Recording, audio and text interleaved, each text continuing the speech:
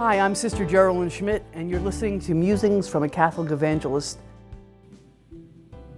Okay, when this whole event started and we were working from home, I took some of my lunchtime and went out and prayed a rosary. And it was the flowers had just begun to come up. And I noticed that there were little white wildflowers called shepherd's purse that were growing all over the lawn.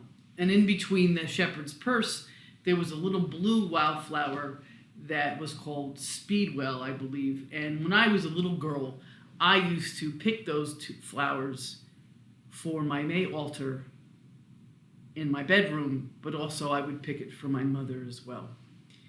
And to experience those two little wildflowers gave me a great comfort knowing that Mary was looking out for me. In addition to that, many years later, when my mother had died and I was grieving her loss, my spiritual director told me to, in my imagination, to go into the Garden of Gethsemane and tell Jesus what my heart was feeling like within the garden. And I noticed as I began to wail and express the grief of the loss of my mother, I looked around in my imagination, the Garden of Gethsemane, and there within the garden was the shepherd's purse and the speedwell, which made me even cry even more. My beloved was telling me that in the midst of the craziness of this, that he is present. Okay, so that's a little backstory.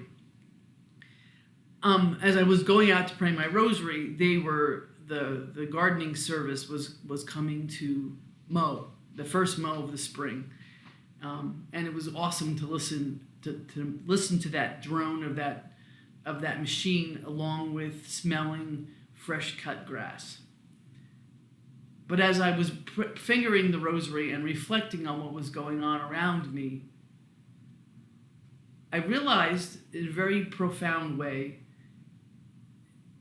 that doesn't grace tend to level out all the broken parts of our lives, all the lives that the parts of our life that grows really fast is taken from that and putting the places in which it was barren. Isn't that what grace does to our hearts? Isn't that what grace does and God's love does to our hearts? Think about it this way. So in the week of Easter, we hear the miracles, we hear the apparitions of the resurrected Christ. Christ is no longer suffering. His body has been transformed in a way in which people who knew him closest couldn't recognize him. But yet, he had wounds. He had wounds, and not the wounds of the horrors of the crucifixion. His wounds were wounds of love. And I was watching the guy cut down the grass. I realized, yeah, we are definitely in a painful time because of staying at home, because of all the inconvenience and the fear that's out there. But God can work amazing things. The next day, I went out to pray the rosary, and I was looking at the lack of wildflowers on the lawn. But yet, when the lawnmower came to cut the grass evenly, it allowed the wild periwinkles, which are tiny purple flowers, to grow. Grace allows parts of us to grow that would never be seen before. View this time as a grace.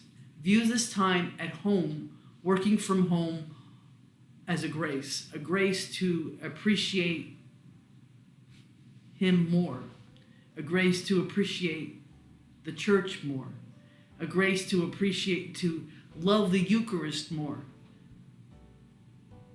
Because that's all we're called to do. Deepen our love for Him and for one another. You're listening to Musings from a Catholic Evangelist, and I'm Sister Geralyn.